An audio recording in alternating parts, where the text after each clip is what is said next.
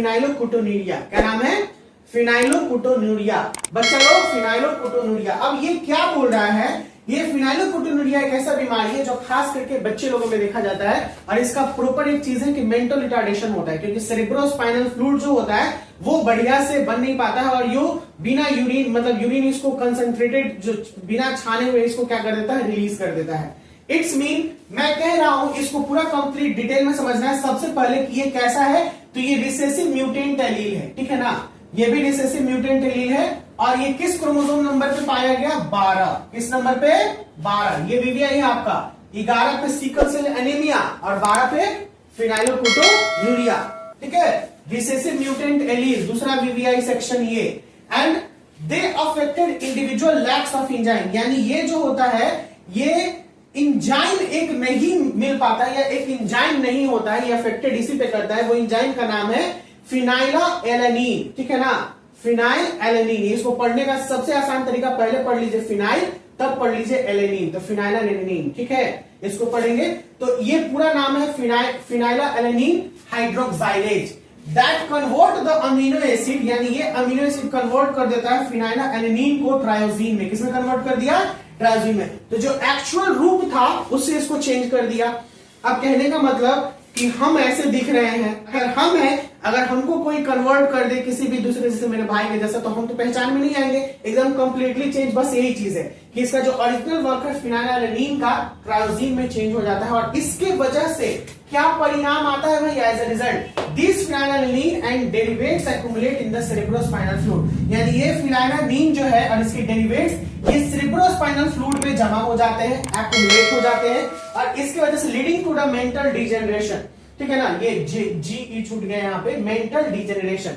इसके वजह से दिमागी जो हालत है वो नॉर्मल नहीं होता है, ये एबनॉर्मल बन जाता है। डिजेनरेशन का मतलब हमारा जो मानसिक क्षमता है वो धीरे धीरे कमजोर हो जाता है। रिटार्डेशन बोलते हैं, मेंटल रिटार्डेशन का मतलब मानसिक क्षमता कमजोर। And are excreted in the urine due to its poor absorption by kidney, और ये यूरिन के द्वारा एक्सक्रीट कर देता है क्योंकि इसमें किडनी का पूरा एब्जॉर्प्शन होने की वजह से ये परेशानी होता है। यानी जो चीज किडनी का काम क्या है? ऐसे चीजों को छानना, ऐसे चीजों को फिल्टर करना जो हमारे शरीर के लिए सही नहीं है, यही है ना किडनी का काम।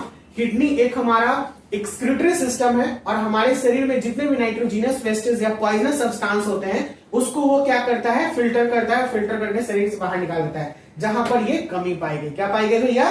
कमी। तो आज हमने 2 सेक्शन पढ़ा, एक पढ़ा सिकल सेल एनीमिया, दूसरा पढ़ा फिनाइलोकुटोन्यूरिया। अब थोड़ा सा रिवीजन कर लिया जाए। सिकल सेल एनीमिया कितने नंबर क्रोमोसोम पे? 11 नंबर। और ये किस वजह से होता है? कौन सा बीमारी है ये? सेक्स लिंक्ड रिसेसिव डिजीज और ऑटोसोमल रिसेसिव डिजीज जो हम लोग बोल सकते हैं, ठीक है ना? ऑटोसोमल यानी ये ऑटोसोम से आता है। नेक्स्ट है ये करता क्या है?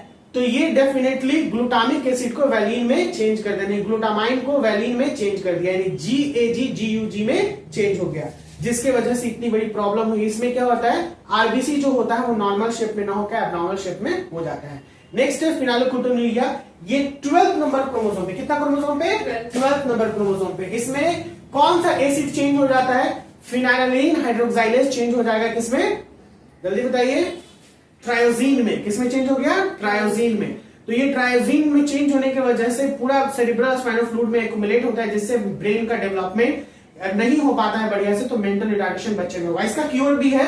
इसका क्योर ये है कि इसको या तो एम्ब्रायोनिक समय में, जब एम्ब्रायोनिक डेवलपमेंट रहा उसी समय में ठीक किया जाता है, और नहीं तो फिर बारी बारी से इसमें इसको इलाज किया जाता है। जैसे जो फ्लूइड अगर जमा होता है तो उसको निकालना पड़ता है बेबी के माइंड से।